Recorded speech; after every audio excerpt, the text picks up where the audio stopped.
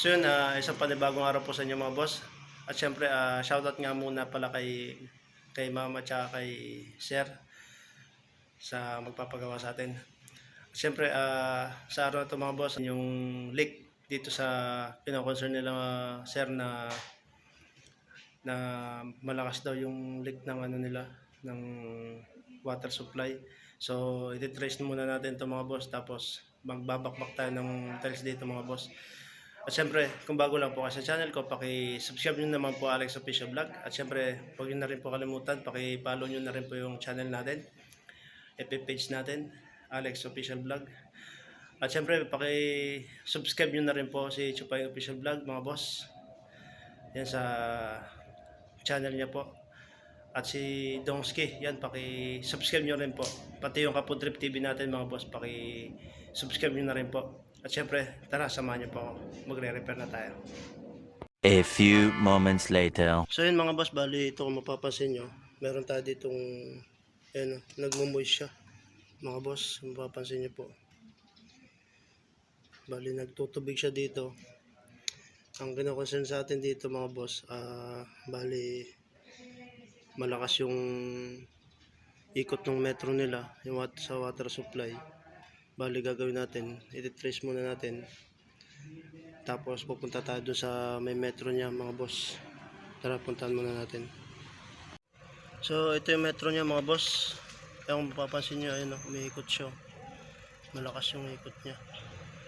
Nakapatay na siya dun sa mismong yung mga gripo nila, mga faucet nila mga bossing. Bali umiikot pa rin siya, yung mapapansin nyo, malakas yung ikot niya. So gagawin natin dyan, papatayin muna natin dito sa main. So yun mga boss, bali ito yung ano niya, linya niya ng bali ginamit nila dito PPR na 3/4. Hindi siya di medya.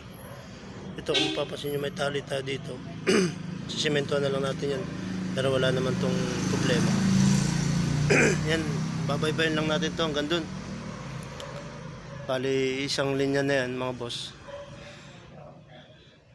Ayun yung area na babaybayin natin hanggang doon kung saan tumakbo tong tubo niya. So ayun, tara, magbabakbak muna tayo. A few moments later.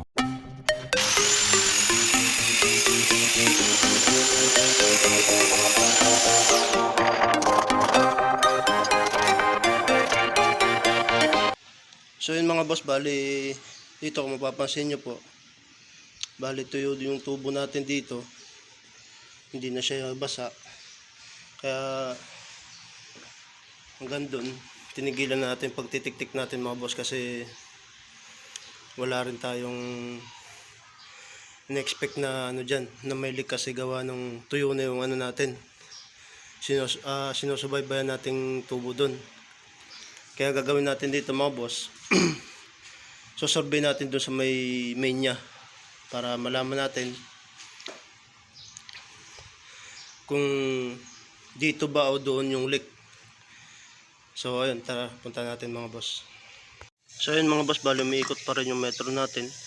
Bali dito kasi sinurvey ko itong mga bossing, kung mapapansin nyo, ayan, ito yung leak natin. Ibig sabihin malapit lang siya sa may metro. Pinagdugtungan ng PPR natin na naka coupling mga boss. Bali ganyan din ang tsura niya. Hindi nga lang pumayos pagka kabit niya mga boss. So gagawin natin dito, bubuksan muna natin, bali kakalkalin muna natin siya mga boss. Lakas. So ayun, na-trace na natin kung saan nanggagaling yung leak natin mga boss.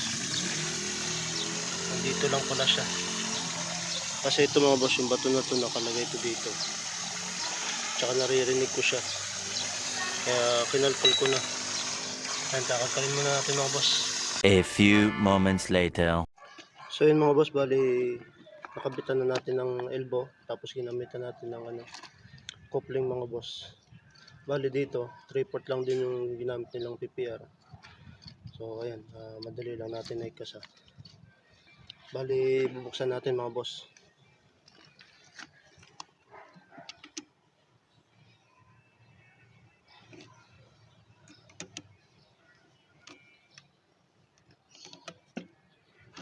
Testing natin sa sagad. Ayan, bali, nakasagad na yan mga boss.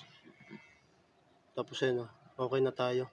Bali, dito nga yung problema niya. Tama nga yung nasurvey natin na dito nang galing yung leak niya mga boss. Nasayang nga lang yung pagod natin doon sa garahe. Pero okay na, at least nakita na natin. Na-trace na natin. Bali, okay na yun mga boss. Okay na tayo dyan. So ayun, hanggang dito na lang mga boss. At least na-trace na natin yung leak natin. So ayun, hanggang dito na lang. Ingat po kayo palagi. God bless po sa inyo mga boss. Bali, may natanggal na tayo isa dito. Tapos yung papa dito mga boss, yan, hindi papalitan din natin. Tatanggalin din natin tong grills na to. Kaya hinasa na natin ito mga boss kasi waterproofing siya. Gamit nating waterproofing dito mga boss. Bali, Poison Flexiban mga boss. Shoutout, Pugi!